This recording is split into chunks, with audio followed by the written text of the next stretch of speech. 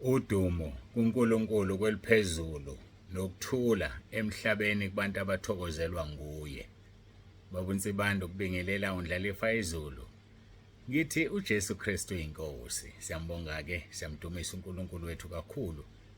Dumo lonke lungolwakhe silinika yena lumfanele. Izikhathi zingakabibikho. Ngingakabibikho na ungakabibikho kuze kube phakade. Lonke lungolwakhe udumo. Siyambonga uNkulunkulu wethu sigcinile namhlanje salibona lolu suku. Asihlanganeni kuyo lenkonzo yanamhlanje siza ukuthi yini uNkulunkulu asiphathele yona ngomoya wakhe oyingcwele. Ake ngithandaze simnxuse simcela bekanye nathi uJesu Kristu inkosi.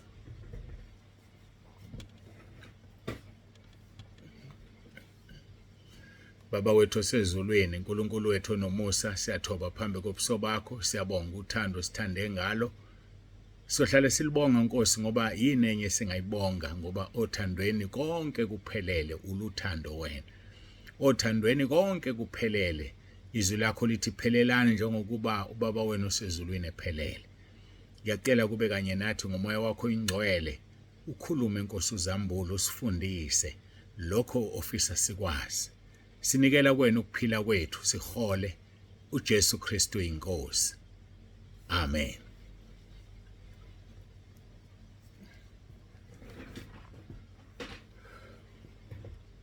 Siyambonga uNkulunkulu wethu kakhulu bangcwele. Siyamdumisa ukuba phinda sihlanganise. Kumnandi ukuba sekhalizwi. Kumnandi ukuba sentabeni endlu kaJehova kuyabonelelwa. Inkinga nje kunabazalwane abasilimazayo. Sizokhuluma ngothando lwabazalwane namhlanje. Ngoba ungathi kuyashoda lokho uthando lwabazalwane. Luyashoda. uNkulunkulu ubeka lona njengamanje ukuthi ake ngikhulume ngalo. Kuzoze konakale kakhulu. Kungakonakali sobe siqhubeke nentshumayelo yasentabeni. Njengoba nazi-ke ukuthi sinomnyango laphaya onezikhalo la khanjiswa khona izikhalo makade kuhlangene noma bengahlangene-ke nje.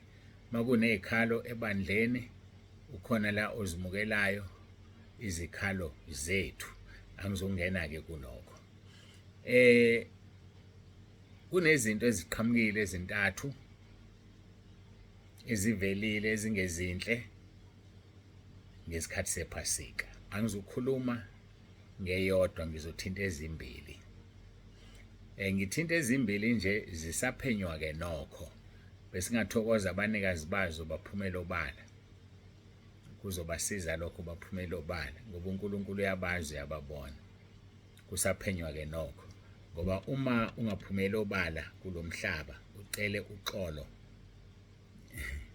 kwelizayo uyazi isiphetho sakho isesihogweni.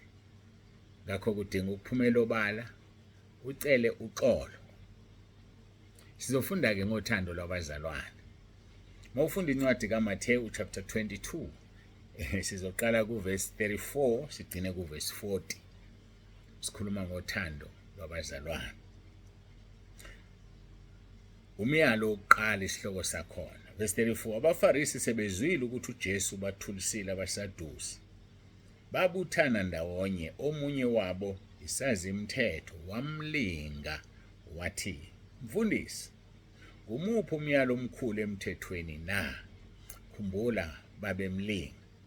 Jesu verse 37 waphendula wathi, "Woyithanda iNkosi uNkulunkulu wakho ngayo yonke inhliziyo yakho, ngawo onke umphefumulo wakho, nangawo yonke ingqondo yakho.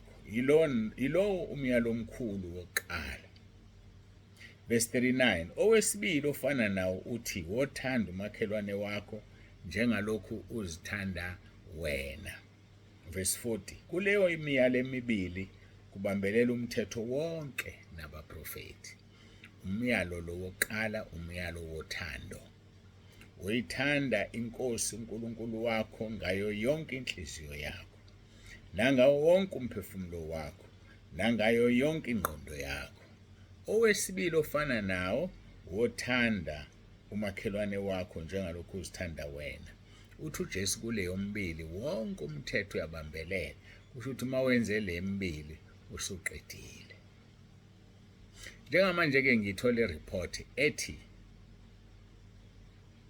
kukhona abazalwana ababili ababelukana beqhinana endlini yenkonzo lapho esishintshela khona noma lapho enibeka khona impahla zenu. Owayeqhina omunye wayemi phezu kwesuitcase lomunye, oqhinwayo ehlezi esihlalweni, kanti ngeshwa uzongena umnikazi wesuitcase lo eme phezu kwalo. Athi mayembuza ekhuluma naye ngomoya omuhle, aphakame lo owonile ome phezu kwesuitcase, kuze kukhuze oqhinwayo athi, hayibo, xolisa phela. Indaba ebuhlungu kakhulu leyo eqhamuka kubazalwane bezephasikeni. Inkinga ukungabi nalo uthando. Ungama yini wena phezu kwelakho isuitcase? Uma ufica ingane imi phezu kwesuitcase lakho, ungayenze njani? How much more umuntu omdala? Wothanda umakhelwane wakho njengoba uzithanda wena. Uyathandani wena kumiwe kwelakho isuitcase? Ngiyafisa lo mzalwane aphumele obala. Aphumele obala. Lezi insuku ngisanda ukunifundela izwi elimnandi kabi. Ngisalikhumbula izwi elimnandi enginifundele lona. Lisebenza kunje na? Lisebenza kunje. Izwi uJohn chapter 20 verse 23. Uthi enibathethelela izono zabo bathethelelwe, nenibabamba ngazo babanjiwe. Ngachaza ngathi akulona igqubu. Ngathi uyabonda konanga mina. Kodwa njengoba ngikhuluma ngayo njengamanje, ubanjiwe lo ngesono sakhe 1 sokuma phezu kwesuitcase lomunye umuntu. Engakaveli akhulume nami bese ngimthethelela, ngeke athethelelwe. Number 2, bobabili ngokuqhinana endlini yenkonzo kuyadliwa kulendlu ukuthi babe sithele ngala kusho lutho, unwele ngeke ulicontrol. Indawo yokudla le. Ukungamhloniphi uNkulunkulu, ngiqhinana endlini yenkonzo. Ukungamhloniphi uNkulunkulu, animazi nokuthi uyini. Animazi ukuthi uyini. Uthando alukho lokuzalwana. Yini abantu bengaqhinana ekhaya? Yini abantu bengaqhinana ekhaya? Ufika enkonzweni uzela ukuzokhonza, uzela ukuzokhonza noma uzela ukuzoqhina. Qhinanela endlini yenkonzo. Liphinde lisebenze leli verse, John 20 verse 23. Enibathethelela izono zabo bathethelelwe, nenibabamba ngazo babanjiwe. Cabanga kuye esihogweni uyele ukuthi waqhinwa endlini yenkonzo ngoba ungafuni ukuvela obala. Cabanga kuye esihogweni uyele ukuthi wama phezu kwesuitcase lomunye umuntu, mayekubuza wamphendula kabi. Uthando lobuzalwane alukho. Bese kuzoba khona le incident. Ithe enye ngizokhuluma ngayo ngoba icayi kakhulu sisalungisa udaba lwayo. Khona abazalwane ababe ayina endlini yenkonzo. Kwase complain omunye wathi uyaxhopheka. Bathi sesiyaqeda ukayina wavela wasukuma uyocisha ugesi. Angazi ukuthi wathatha apha amandla phezulu kwabanye abantu. Uyibhoqolo yena. Unamandla yena. Ngeke athintwe yena, ukhohliwe ukuthi usendlini kaNkulunkulu. Ukhohliwe ukuthi lokho akakwenzayo ukwenza phambi kwaNkulunkulu. uNkulunkulu semdalulile. Nawe futhi ngifuna uvele uphumele obala. Wena wacisha abazalwane beayina. Kuba ukhombisa ukuthi awunalo uthando lwabazalwane. Unomina. Uzicabangela wena, hayi laba baayinayo. Kulungile bangene enkonzweni begqoka okushwabene, kodwa wena hayi uxhopheke. liyasebenza nakuwena leli vesi. John 20 verse 23, enibathethelela izono zabo bathethelelwe nenibabamba ngazo babanjiwe. Siphelile isikhathi sokwenza izinto ezingafanele umuze enkonzweni entabeni. Siphelile leso sikhathi. Uthando alukho. Ngakho ngifisa bonke ke labazalwane bavele obala kubaba uNsibande bazisho ngoba ngifuna ukukhuluma nabo bese ngibaxolela. Into engifuna ukuyenza nje ngifuna ubaxolela ukuze bangene ezulwini. Ilokho nje engikufunayo ngoba ngeke bangene ezulwini ngoba ngibabambile ngalezono zabo abazenzile. Ukuze bangene ezulwini abaphumela obala bavele lukhulunywa udaba bese ngibaxolela ukuze bathintwe nalabo abazalwane ababonile ukuze babone ukuthi ama-damage amakhulu kangakanani. Ukuze nabanyeke abebesazokwenza enkonzweni zikaJulayi nezilandelayo bakwazi ukuthi cha khona kushubile. Sengingaquba nje enkonzweni ngithi ngiyakhonza kodwa sengahlulelwe ngoba ngibanjelwe. Ngidinga ukuthethelelwa oza ngaphambili sikuthethelele. Ngitheke ngikhuluma ke ngokuthandana. Wothanda umakhelwane wakho njengoba uzithanda wena. Bafowethu ake sithandaneni. Uthando uNkulunkulu uyalufuna. Ngeke uyenze intembi kumakhelwane wakho uma umthanda. Ngeke uyenze intembi. Masifunda amaRoma chapter 13 verse 8 kuya ku10. Lithi izwi lenkosi ningabi nacala lani nakubani. Isihloko sakho sithandana kwabazalwane. Ningabi nacala lani nakubani kuphela elokuthandana. Yazi ukuthi ube uyicala. Beka icala lokuthi uyamthanda umzalwane wakho. Bekwa nje icala ukuthi uyamthanda. Ningabi nacala lani nakubani kuphele lokuthandana ngokuba othanda omunye ugcwalisile umthetho. Mawuthanda nje omunye usugcwalisile umthetho. Sho njalo uJesu verse 40 uthi umthetho yonke nabaprofeti ibambelela kule umbili yokuthanda. Uthanda uNkulunkulu, uthanda umzalwane wakho. Mawuthanda umzalwane wakho ngeke uyenze intembi kuye. Ngeke uyenze. Ingoba umthanda umzalwane wakho. Uma phezulu kwesuitcase likamzalwane wakho umthanda. Hayi ngeke bakithi. Uya-ayina umzalwane wakho umcishela ugesi wena awunandaba naye ube uthi uyamthanda. Yazi abantu baningi abantu. Hayi angithuli. Kuzothiwa ngithe kanti vele sengishilo. Ningabi nacala lani nakubani kuphele lokuthandana ngokuba othanda omunye ugcwalisile umthetho verse 9.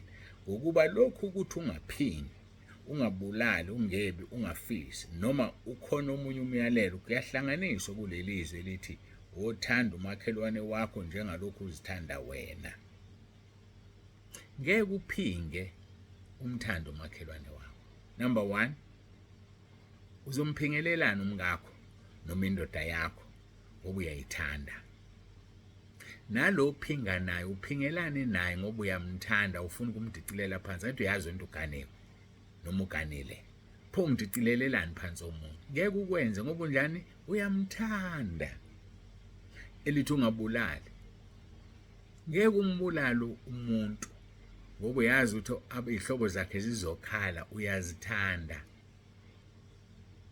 Ngeke umbulale umuntu. Ungabulali liyangena la. Ungebi. Khona lesisho samaZulu esibhedayo. Bathi ukwebela umlungu akusona isono. Angazi ukuthi bakuthathaphi lokho. Wanomlungu umuntu. Igama elithi umuntu alisho umuntu omnyama. Igama elithi umuntu lisho human being in English. Human being. Umuntu. So noma ngabe imuphi umuntu odalwe uNkulunkulu umthande, ungamtshontsheli. Ukuthi unemali yakhe leyo mali akusiyona yakho, uxhuma phona lapho.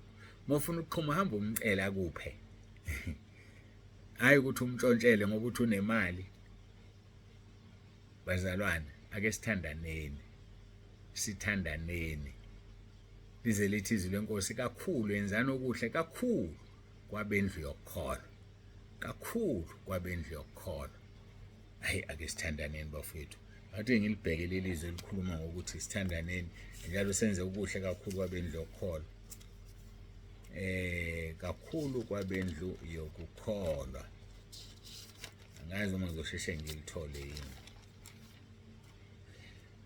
AbaseGalatia chapter 6 uverse 9 no-10. Kepha masingakhathali kwenzeni okuhle ukuba siyakuvuna ngesikhathi esifaneleyo uma singadangali. Verse 10. Ngakho-ke njengokuba sinethuba asenze okuhle kubo bonke, kepha kakhulu kwabendlu yokukholwa. Asenze okuhle. Mawucishela umuntu ugesi wenze okuhle yini kwabendlu yokukholwa? Mawuma phezu kwesulukesi lomuntu wenze okuhle yini kwabendlu yokukholwa? Mina ngiyabuza. Mawuqhinana endlini yenkonzo uJesu wathi indlu yokukhuleka le, wenze okuhle yini wena endlini yokukhonza na? Kepha masingakhathali ekwenzeni okuhle ngokuba siyakuvuna ngesikhathi esifaneleyo uma singadangali. Uzovunani wena? Wena ngixoxele yini uzoyivuna wena? Mase kuthiwa kuyavunwa. Uzovunani? Inyembezi zomuntu, inyembezi zabantu ezikhalayo ngawe. Verse 10. Ngakho-ke njengokuba sinethuba asenze okuhle. Bafowethu, azake sithandaneni. Uthando, uNkulunkulu uthando. Sibeni munye, sithandaneni. Sikhuluma ngomkhuleko wenkosi uJesu John 17. Sakhuluma ngothando, sakhuluma ngokuba munye. Kuqhamuka manje uqhekeko olungaka. Uqhekeko olungaka lento eyenzeke ngephasika ibhlungu. Luqhamuka uqhekeko. Ngakho-ke njengokuba sinethuba asenze okuhle kubo bonke, kepha kakhulu kwabendlu yokukholwa. Kubo bonke kodwa ikakhulu kwabendlu yokukholwa. Ilapho lasilinde senze khona ukuthi siqedele amaRoma 13. Uthi-ke uverse 9. Ngokuba lokhu ukuthi ungaphingi, ungabulali, ungebi, ungafisi, noma ukhona omunye umyalelo kuyahlanganiswa kulelizwe elithi wothanda umakhelwane wakho njengalokhu uzithanda wena. Verse 10. Uthando alwenzi okubi kumakhelwane. Ngakho-ke uthando lungukugcwaliseka komthetho. Alwenzi okubi kumakhelwane. So bonke abantu abangenalo uthando abakwazi ukuthanda ngoba banayo uNkulunkulu. uNkulunkulu uthando. Uzothanda kanjani umuntu engenayo uNkulunkulu? Abakwazi ukuthanda ngoba uNkulunkulu ini? Uluthando. Yafuna ngikuxoxele wena okhuba abantu uthi uthini uNkulunkulu ngawe, uthini inkosi uJesu ngawe. Luka chapter 17 verse 1. Wayesethi kubafundi bakhe, kungeze kwenzeke ukuba kungaveli izikhubekiso, kodwa maye kulowo izivela ngaye. Mawucabanga ngempela wena, umkhubo omunye umuntu umaphe kwesulukesi lakhe. Mawucabanga ngempela wena, mesathi umuntu ayena ucisha ugesi ngamabomu, ucishe nje, awumkhubi. Kungeze kwenzeke ukuba kungaveli izikhubekiso, kodwa maye kulowo ezivela ngaye. Verse 2. Kungcono kuye ukuba itshe lokusila ligaqwe entanyeni yakhe alahlwe elwandle kunokuba khubekisa bemunye kulabo abamincinyana. Amazwi enkosi uJesu lawo. Ngcono kuboshitshwe entanyeni aphonse olwandle. Angithi itshe lizomenza ijalintante, lizomzikisa. Ngisho sekufanele antante ngoba uliboshelwe uzozika phansi. Indlela uJesu angamfuni ngayo umuntu okhuba abazalwane. Ingakho ethe ngikhulume ngale nkonzo manje khona bezobona ukuthi serious kanjani lento, nabanye abangakhubanga umuntu bangaphindi bakwenze. Bangaphindi nje bakwenze. Umkhubo omunye umzalwane xabanisa noJesu. Uzobophela itshe lokusila entanyeni yakhe akuphonse ekujuleni kolwandle. Uzohlupheka ungaphindi uphume kuhluphekile ngoba uzobulapha phansi bephila abantu ngaphezulu. Uzobulapha phansi uzikile, uvikana noshaka, uvikana nenhlanzi ezidla abantu, kuhlupheka ngoba ukhuba abazalwane. Baningi abantu bahlupheka namhlanje ngabakhuba abazalwane. Bahlupheka bathuka abazalwane, bahlupheka bahlukumeza abazalwane. Ngamhlukumeza umzalwane. Ungamhlukumeza uvikele ngoIsaiah 54 verse 17. Othi asikho isikhali esilolelweni sokuphumelela. Nolimo lomvukela luzokwahlulela. Uyamvukela. ubuza kahle uyabona noma ephe kwesukesi lami uyamvukela awe madoda awu hayi Nkosibasiza abakwazi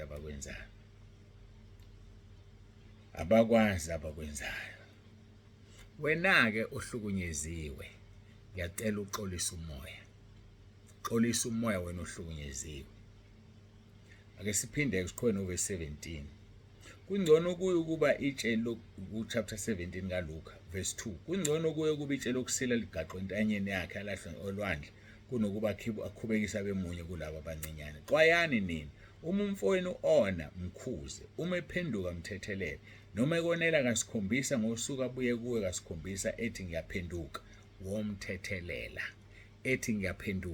womthethelela so wena mthethelele usho amazwi kaJesu baba bathethelela abakwazi abakwenzayo ngokusho njalo sisazofunda kumaRoma ufumbela amalahle ekhanda lakhe ufumbela amalahle yabona wena ukume phe kwesukesi lakho mthethelele ngixolele yabona nini entishela ugesini ayini mthetheleleni ngixoleleni nje bafowethu akakwazi akakwenzayo noma ekonela kasikhombisa ngosuku abuye kuwe kasikhombisa ethi ngiyaphenduka umthethelele verse 5 abapostoli basebethe enkosini yandisa ukukholwa kwethu ilokho kufanele sikhulekele bafowethu sicela uNkulunkulu andise ukukholwa kwethu ilokho kufanele sikwenze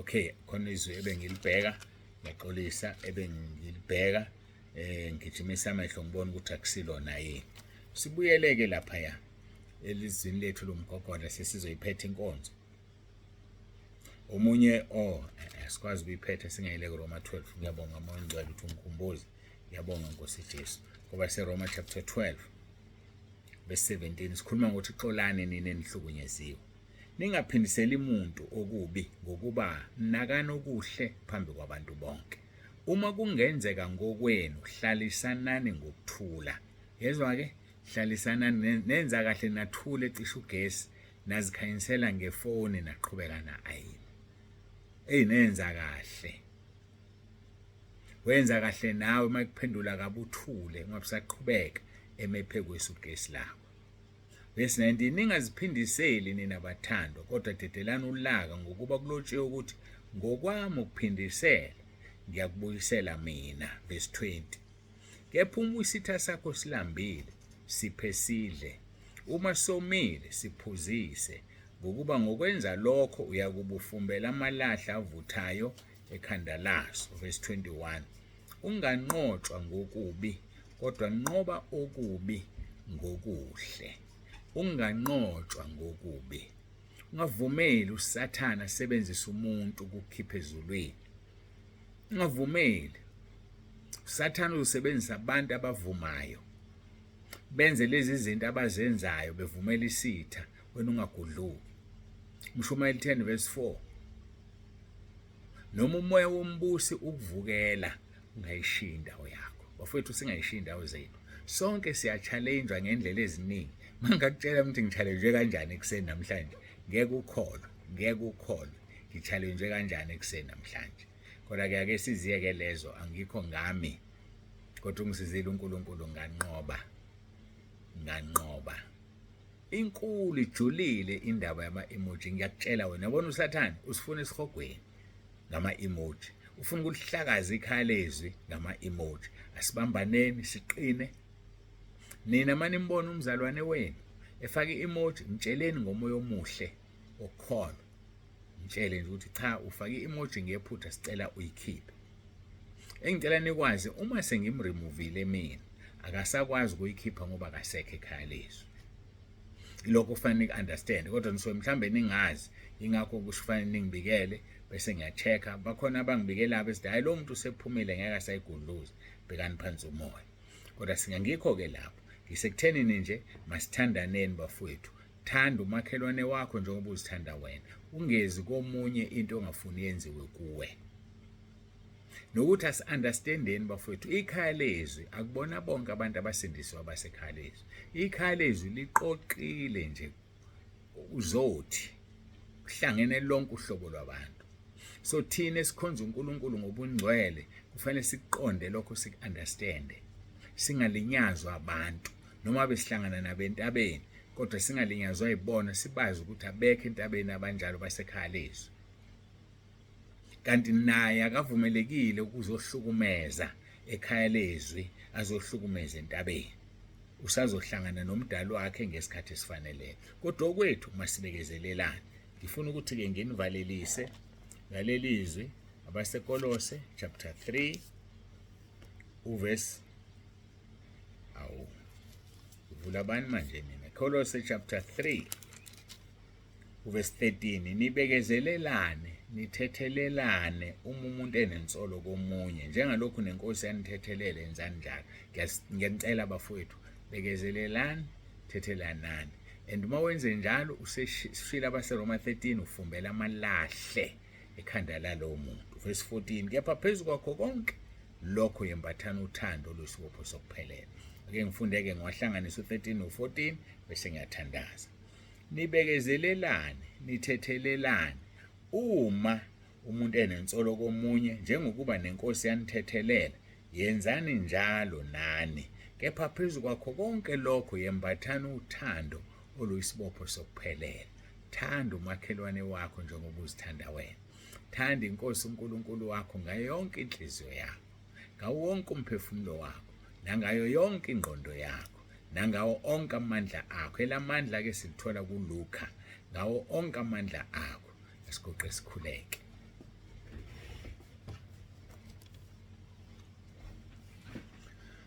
Siyambonga uNkulunkulu kakhulu masithandaze. Baba, egameni lomfelo wethu uJesu siyathoba phambi kobuso bakho. Siyabonga Nkosi kakhulu, ngiyabacelela Nkosi ukuthi bavule amehlo, babone ukuthi bonile, bavele obala, baxolise, sibaxolele, bangaphindi bakwenze. Nabanye abebesazokwenza bafunde ukuthi le ndawo yasentabeni ingcwele uNkulunkulu yadalulana. Bakwenzile ngephasika bebengazi ukuthi kuzobe sekukimi manje. Makukimi ke akukho kimi, kukuwe Nkosi ekhaya ezulwini. Ingakho ngibacelela, ngibakhalela ngithi Nkosi bavule amehlo, babone ukuthi bakuphi uma besekhaya lezwi, babone ukuthi bakuphi uma besentabeni. Busisa ke kube yilo naloyo ilalele lenkonzo. Sonke Nkosi usibophe, sithandane, sizwane njengabazalwane. Ngithanda omunye njengoba ngizithanda mina.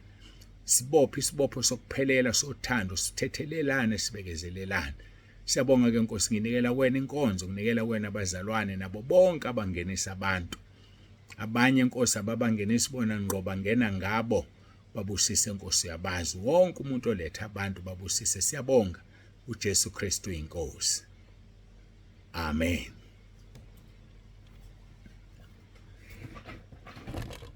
Siyambonga uNkulunkulu wethu kakhulu, bangcwele, siyamdumisa. Hayi, siyambonga uNkulunkulu kakhulu. uJesu Kristu inkosi. Babunze bani? Uyavalelisa uthi masithandaneni ngothando lukaKristu. Thanda umakhelwane wakho njengoba uzithanda wena.